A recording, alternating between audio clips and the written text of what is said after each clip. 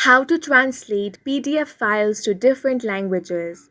Hi guys, welcome to our channel. Let's begin. As you can see, I have a PDF file over here. If you want to translate it into different language, then what you can do is open up Google Chrome on your device. Then click on these icons over here. Now select Drive, or you can directly head over to Google Drive as well. After this, you want to click on the new icon over here. Now select File Upload.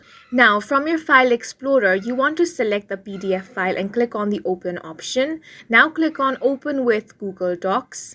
Here, you will find different options. Click on the one that says Tools. Now click on Translate Document. Here, you want to enter a title. Now from the drop-down, select the language. Then click on Translate. As you can see, your document has been successfully translated. You can again save it as PDF. For that, click on File, then find the Download option. Here, select PDF. Now, this document will be downloaded as a PDF. And that's it for this video. If you found it helpful, please make sure to hit the like button and subscribe for more videos like this.